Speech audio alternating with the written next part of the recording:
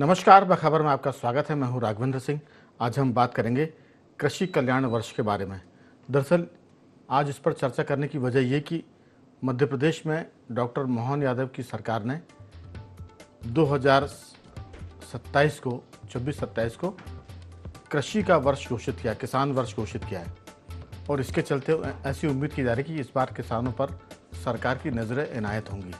और इसी के चलते गेहूं का जो भुगतान मूल्य है वो 2625 के बजाय अब 2700 रुपये करने का सरकार ने फैसला किया है। इसके साथ साथ उसमें यह भी तय किया है कि उड़द मूंग की जो बोनी अभी होती है रबी की फसल के बाद खरीफ की फसल के पहले, उसमें उन्होंने किसानों को 600 रुपये प्रति कुंटल बोनस उड़द की खरीदी पर दिया जाएगा। इसके अलावा ये भी कहा गया है कि किसानों को अब दिन में भी बिजली दी जाएगी, यानी 10 घंटे जो दी जाती थी उसकी संख्या या उसके घंटे अब बढ़ाए जाएंगे। इसके अलावा किसानों को कृषि के उन मामलों में जो सिंचाई से जुड़े हैं, जो सौर ऊर्जा से जुड़े हुए हैं, और साथ में उद्यानिकी की बात करें, अगर किसान बगीचे लगाना चाहता है, अगर वो दूसरी फसल पर जाता है जैसे कि सब्जी है, फल है, तो इस पर भी सरकार मदद करेगी। तो सुनने में सब बहुत अच्छा लगता है। आज हम इसी पर बात करेंगे कि ग्राउंड जीरो पर क्या दिक्कतें आती है, क्या कुछ होता है। सरकार की योजना कागज़ पर बहुत अच्छी होती है, लेकिन अगर मुख्यमंत्री को ऐसी टीम बना दे जो सरकार की योजनाओं की मॉनिटरिंग करे और हर ब्लॉक लेवल पर इस बात की जानकारी सीधे मुख्यमंत्री निवास को दी जाए कि जो सरकारी योजनाएं हैं किसानों के कल्याण वर्ष की, उसमें किसानों के आवेदनों पर जो विभाग हैं वो कैसी कार्रवाई कर रहे हैं, चाहे वो उद्यानिकी विभाग हो, चाहे वो कृषि विभाग हो, चाहे वो पीएचई का महकमा हो या बिजली महकमा हो। तो उसी पर हम विस्तार से बात करेंगे।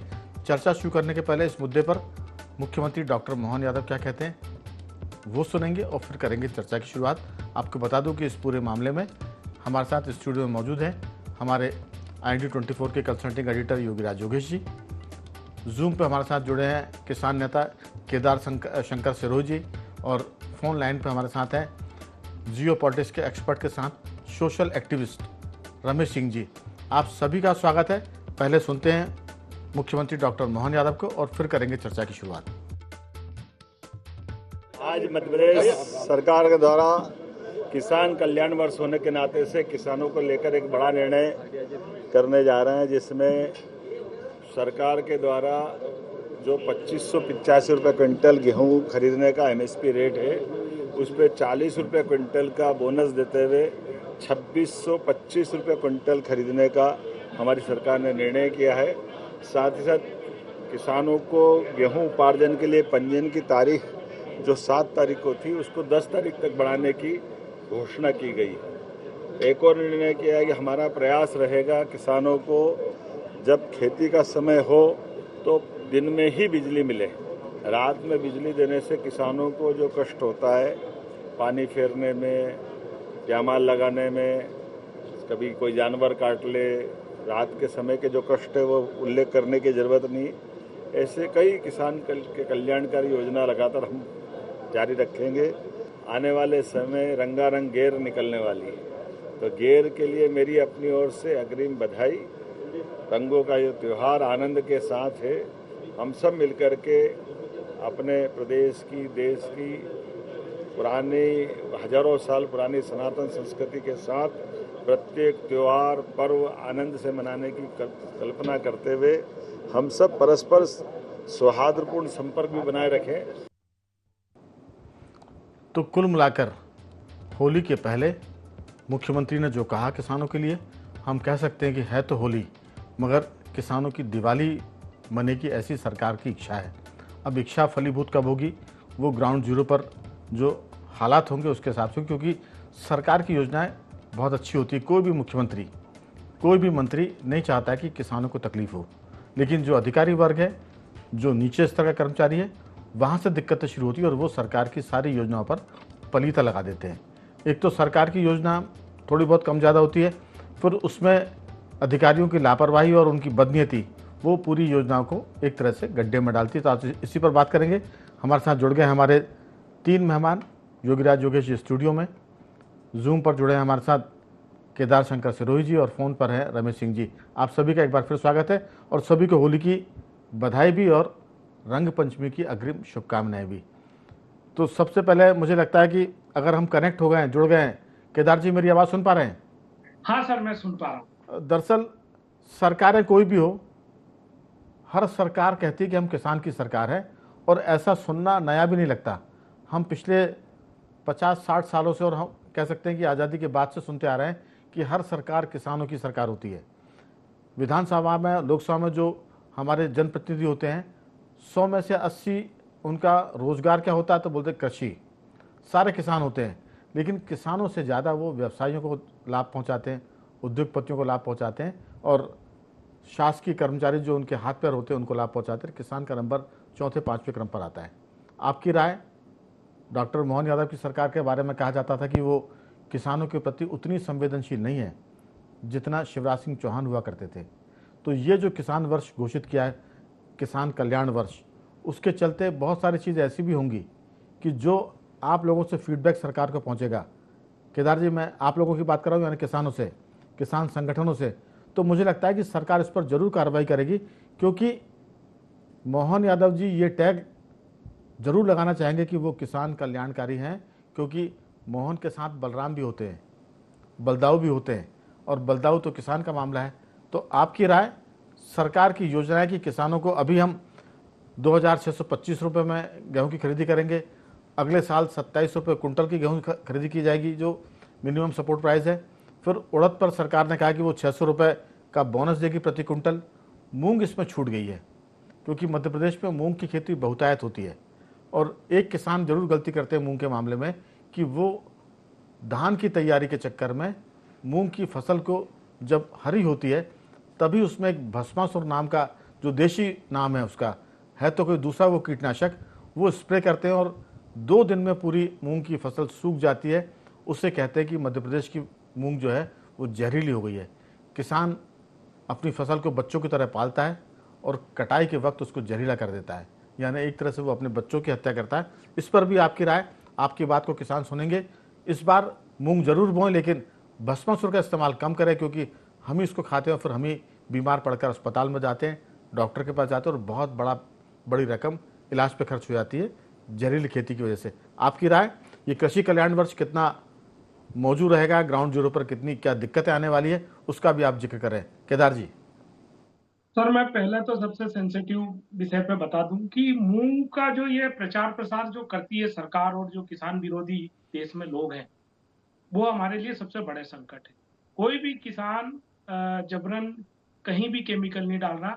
और हम पिछले साल भी दावा कर रहे थे, मतलब फैक्ट के साथ, कि भाई कौन सा केमिकल आपको ज्यादा मिल रहा है, आप हमको वो लैब रिपोर्ट बताओ। वो सरकार लैब रिपोर्ट नहीं बता रही है, पहली बात अभी तक। दूसरी बात, हम उनसे ये पूछ रहे हैं कि हम लोग कोई नीम का काढ़ा पीस के खेत में डाल रहे हैं क्या?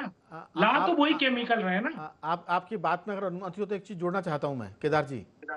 क्यों नहीं किसान अपनी मूंग की प्राइवेट लेबोरेटरी से कहीं से जांच करा के सरकार को बता दें कि हमारी मूंग जहरीली नहीं है? कतिपय तत्व किसानों को बदनाम करने के लिए ऐसा करते हैं। ये हमारी मूंग की रिपोर्ट है जो कि जहरीली नहीं है। एक कदम आगे बढ़ के बताना पड़ेगा, क्योंकि किसान को नुकसान पहुंचाने वाले तत्व बहुत सारे हैं जी। ये काम बिल्कुल नहीं करेंगे हम लोग। जिसके पेट में दर्द है वो दवा ले, हम क्यों ले जब हमारे पास बीमारी नहीं है? अब मेरे घर में बीमार नहीं हो और पड़ोसी के यहाँ बीमार और उसकी गोली अगर मैं खा लूं, तो ये तो टोटल इलॉजिकल है। अब ये चीजें नहीं चलेगी। और रहा इनके सर्टिफिकेट का कमाल, तो इनके जो सर्टिफिकेट है सरकार के 99% फर्जी है। काटन जो है वो अभी ऑर्गेनिक काटन जो विदेश में भेजा, टोटल नहीं सर, सुन लीजिए, इसमें पूरा फर्जी निकला। इनके यहाँ पैसे दो, सब कुछ सही हो जाता, हम लोग वो पैसे नहीं दे रहे हैं। ये ट्रेड लॉबी से मिली हुई है ये सरकार, ये इंपोर्ट लॉबी से मिली हुई है, इसलिए हमारे किसानों को बदनाम कर रही, पहली बात। दूसरी बात, इन्होंने ये कहा है, हमने इनसे पिछली बार भी कहा कि भाई केमिकल बेचता कौन है और उसको लाइसेंस कौन देता है? हम देते हैं क्या लाइसेंस? किसान लाइसेंस देता है क्या? अगर जब वो उस केमिकल में जानलेवा तत्व पाया जा रहा है, तो ये सरकार की ड्यूटी बनती है कि उन केमिकल को रोके। आप फसल उत्पादन को रोकने की बात क्यों कर रहे हो? ये मूर्खता अब नहीं चलेगी। अब जो किसान है वो सक्षम है, जानता है, पढ़ा लिखा है, सब चीजों को काउंटर करना जानता है। दूसरी बात अभी मजाक आई है कि उड़द लगा लो। उड़द 80 दिन की क्रॉप है हमारे पास। तो जो आप कह रहे थे लास्ट में तैयारी के लिए, सर मैं अपने गांव के पड़ोस में 1000 एकड़ के किसान ऐसे बता दूं जो बारिश आने के कारण मूंग नहीं काट पाए। 60 दिन की अवधि मिलती है। हमारे को तो प्रोत्साहन देना चाहिए, भोपाल में बुलाकर मूंग किसानों को हार मालाएं पहनानी चाहिए कि एक एक घंटे के ड्यूरेशन में वो रात दिन पानी मेंटेन करके मूंग का उत्पादन कर रहे हैं। मौसम हमारे हाथ में थोड़ी है सर कि हमने बटन दबा देंगे तो पानी आ जाएगा, नहीं आएगा। अब ये 80 दिन की उड़द को कैसे 60 दिन में पैदा करवा लेगी ये सरकार? उड़द और मूंग दोनों एक ही लेग्यूम फैमिली की आती है, दोनों में सेम केमिकल की जरूरत लगेगी। तो उड़द जहरीला हो गया और मूंग जो है वो ऑर्गेनिक हो गया। वो उड़द ऑर्गेनिक हो गया, इसलिए आप 600 रुपए उस पर बोनस देना चाहेंगे? क्या बातें करती है सरकार, बिना हद पेट की बातें कर रही है।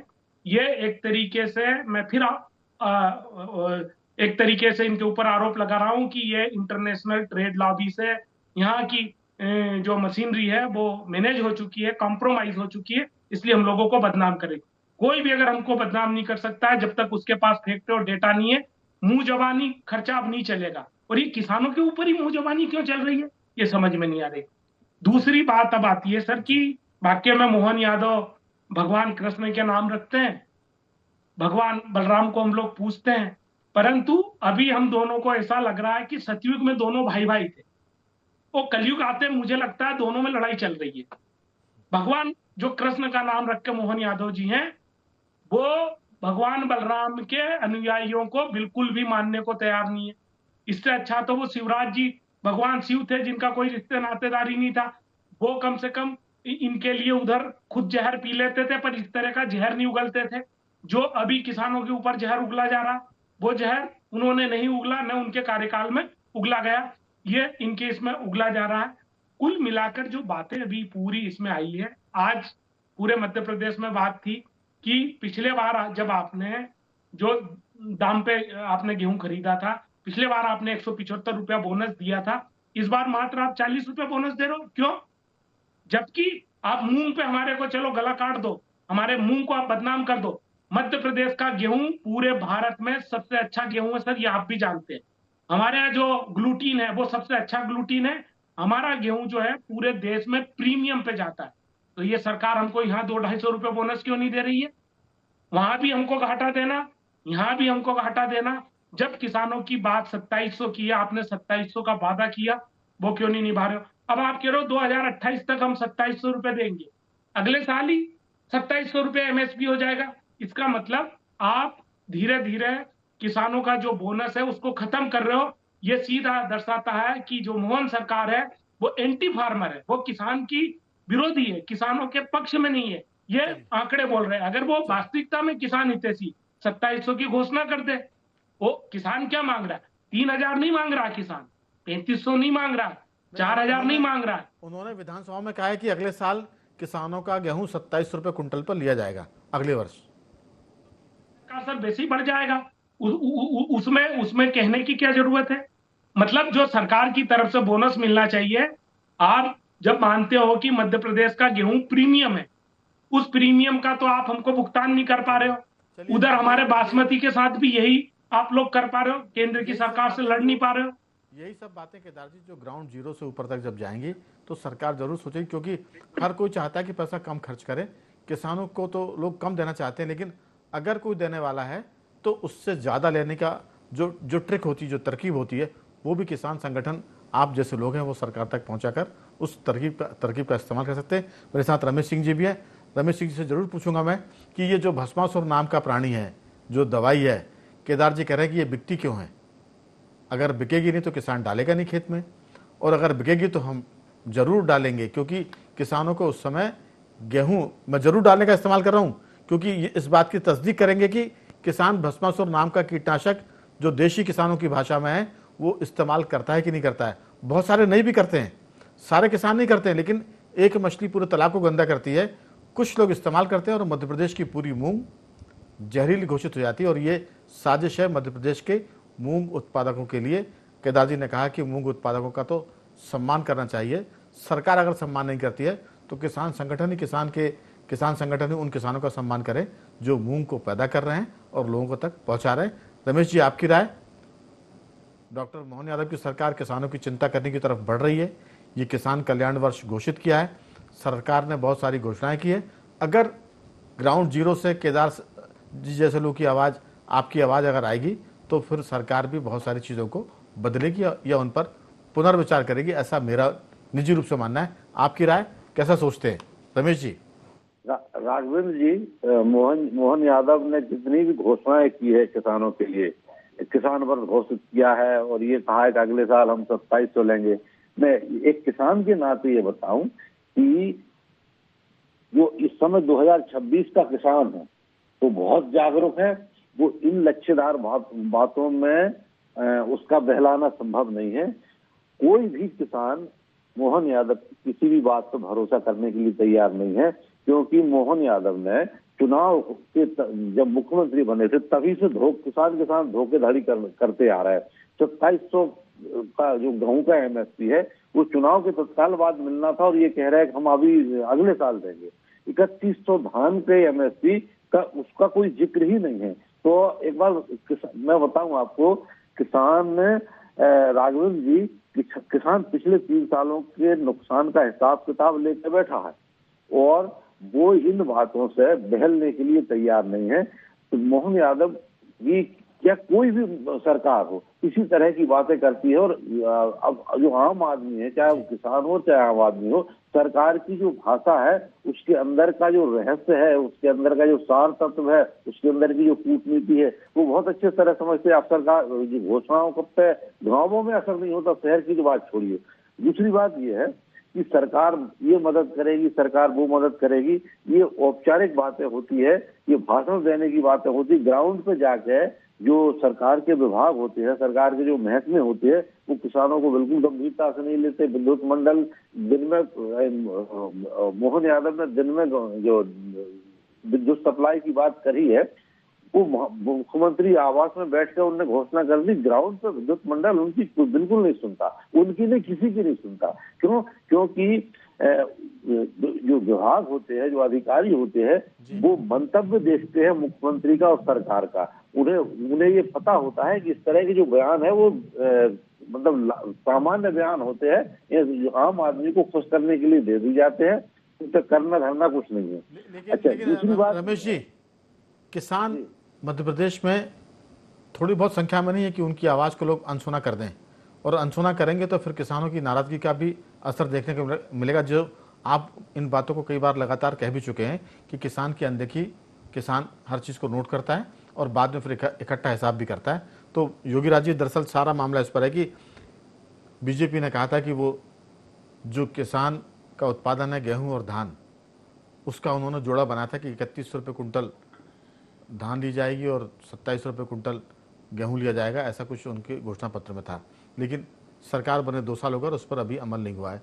लेकिन बहुत सारी बातें इसके अलावा, ये तो बड़ा मामला है ही है।